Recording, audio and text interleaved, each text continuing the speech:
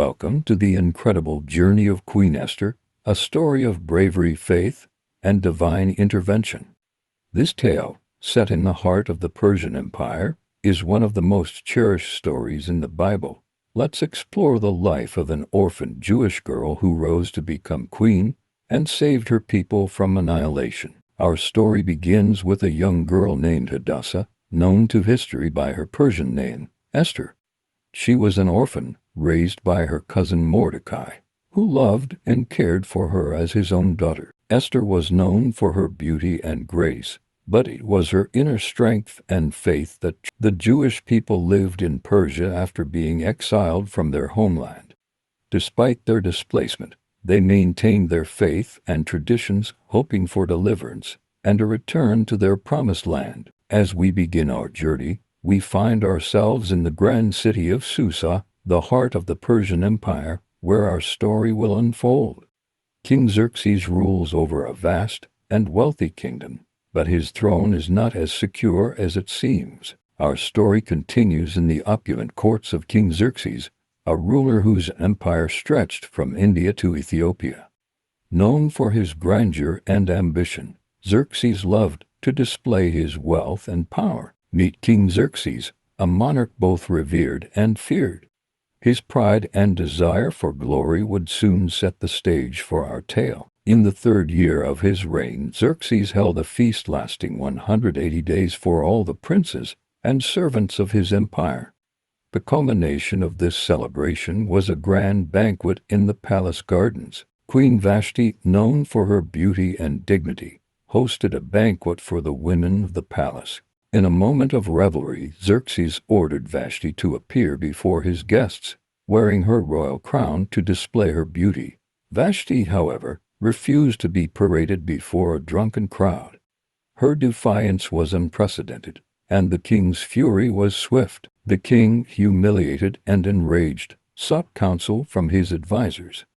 They warned that Vashti's disobedience could set a dangerous precedent throughout the empire. To maintain his authority and prevent any future insubordination, Xerxes decreed that Vashti be stripped of her royal title and banished from his presence forever. With Queen Vashti banished, King Xerxes commands a search for a new queen, one whose beauty and grace will captivate the entire kingdom. Messengers are dispatched to every corner of the empire, seeking young women of exceptional beauty to be brought to the palace. Among those chosen is Esther, the beautiful and modest Jewish girl who had been raised by her cousin Mordecai. Wise and protective, Mordecai advises Esther to conceal her heritage for her own safety. He knows the dangers and prejudices that might arise. As Esther enters the palace, she is both awed and anxious, aware of the formidable challenge that lies ahead. The candidates are placed under the care of Hege, the king's eunuch, who oversees their beauty treatments and preparations. Esther's humility and charm quickly win her favor. It's not just her beauty that sets Esther apart. Her kindness, humility, and grace endear her to everyone she meets. Finally, the day arrives for the candidates to be presented to the king. When it is Esther's turn, her grace and elegance captivate King Xerxes. He is instantly taken by her beauty and presence. Against all odds, Esther is chosen to be the new queen of Persia. The humble orphan girl rises to unimaginable heights, now holding a position of great influence and responsibility. Dressed in royal finery, Esther is escorted to the throne room. The halls are lined with courtiers and noblemen, all eager to see their new queen. King Xerxes, captivated by Esther's beauty and grace, stands ready to crown her as his queen. His choice reflects not just his admiration, but a deep sense of destiny. Under Esther's reign, the empire thrives. The people of Susa live in harmony, unaware of the looming threat that will soon challenge their peace. Meanwhile, Mordecai continues his vigilance at the city gate, ever watchful and protective of his cousin Esther. His loyalty and wisdom remain a guiding force in her life. As Esther settles into her new role, a sinister plot against her people begins to take shape. Meet Haman, the ambitious and malevolent advisor to King Xerxes. Haman, elevated to a position of great power, harbors a deep-seated hatred for the Jews, particularly towards Mordecai, who refuses to bow down to him. Mordecai's defiance fuels Haman's anger and sets him on a path of vengeance.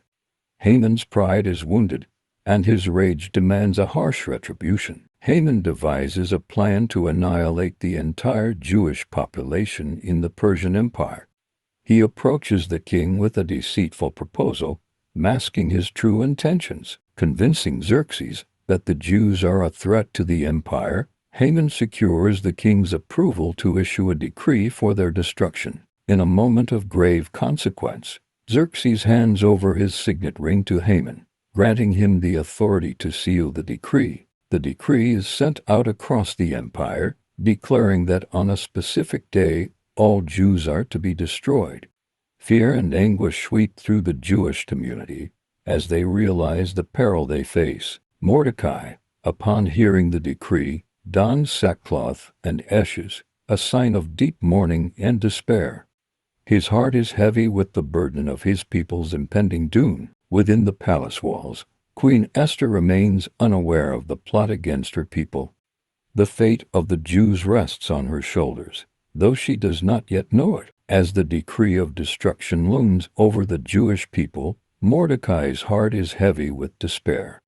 Yet, amidst his sorrow, a spark of hope remains his cousin, Queen Esther. In his desperation, Mordecai sends a message to Esther, urging her to use her influence as queen to plead for their people's lives. Esther, upon reading Mordecai's plea, is stricken with fear. Approaching the king without being summoned could mean certain death, even for the queen. Mordecai, steadfast in his faith, sends a second message, reminding Esther of her unique position and the possibility that she was made queen for such a time as this. Mordecai's message to Esther: do not think that because you are in the king's house you alone of all the Jews will escape, and who knows but that you have come to your royal position for such a time as this? Inspired by Mordecai's words, Esther resolves to act. She knows the risk, but her faith and love for her people give her the courage to proceed. Esther devises a plan. She calls for a 3-day fast, asking all the Jews in Susa to join her in prayer and fasting for her success. The Jewish community, united in their faith, fasts and prays for Esther's success. Their hopes rest on her shoulders as she prepares to face the king. With a heart full of prayer and resolve, Esther prepares to approach the king. Her courage and faith will soon be tested like never before. As the fast comes to an end, Esther dons her royal robes, her determination unshaken. She knows the gravity of the moment but also trusts in divine providence. With each step towards the throne room, the tension mounts.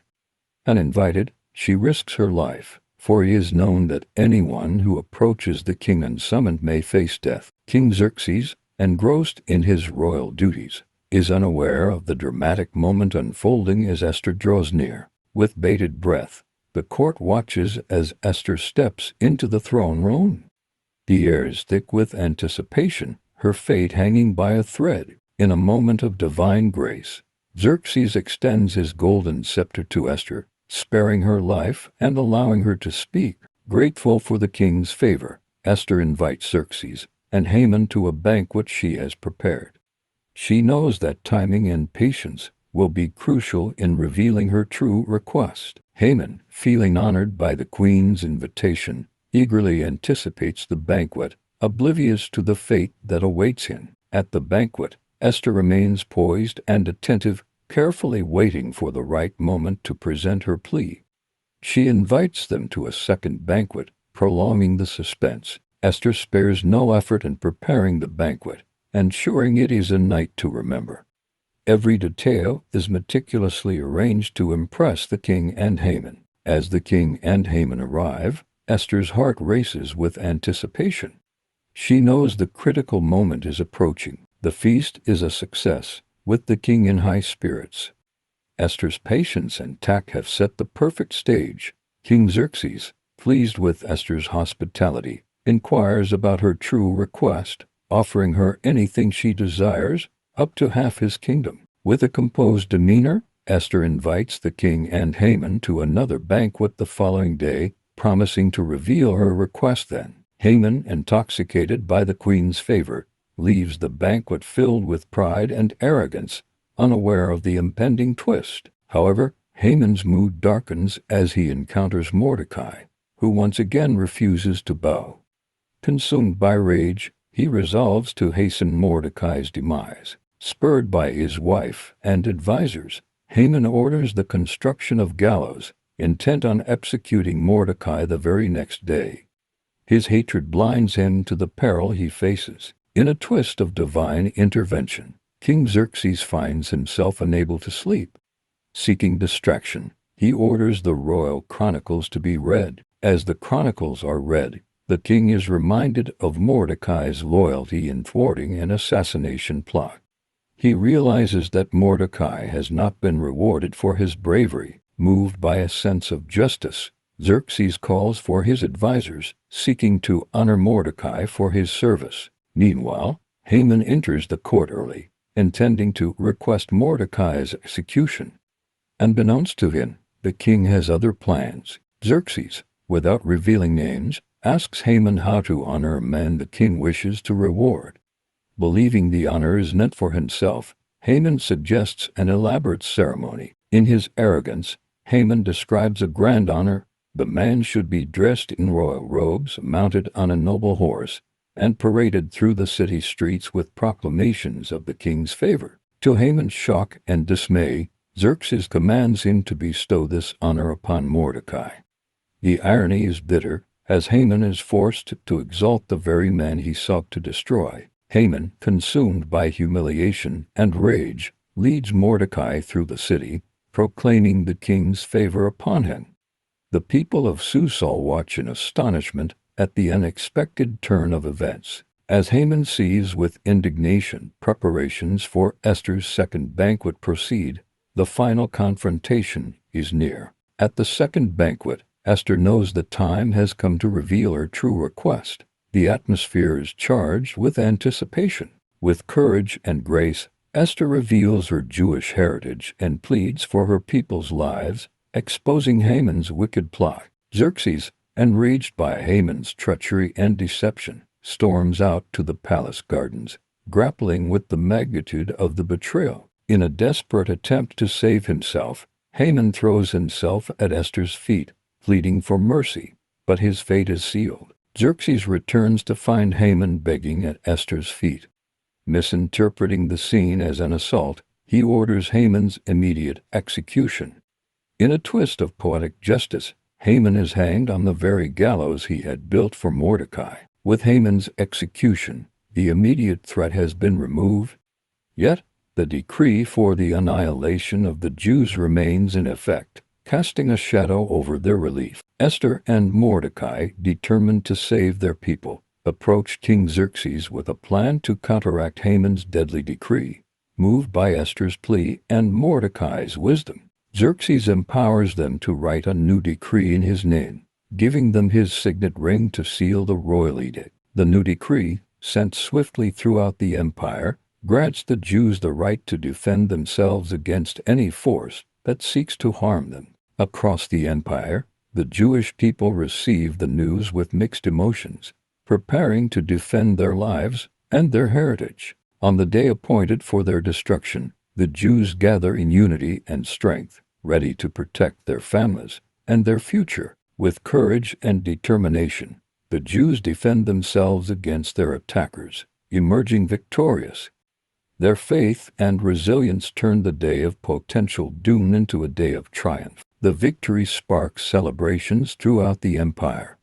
The Jewish people, once on the brink of destruction, now rejoice in their deliverance and the bravery of Esther and Mordecai. To commemorate this miraculous deliverance, Mordecai and Esther established the festival of Purim, a time of feasting joy and gratitude that will be celebrated for generations to come. The first Purim is a time of great joy and thanksgiving.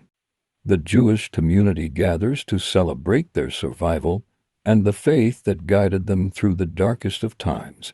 The story of Esther is a timeless testament to bravery, faith, and the power of one person to change the course of history. As we reflect on her journey, we are reminded of the enduring strength and spirit of the Jewish people. Thank you for joining us on this journey through the life of Queen Esther. Don't forget to like, share, and subscribe for more inspiring stories from the Bible. Until next time, stay blessed and courageous.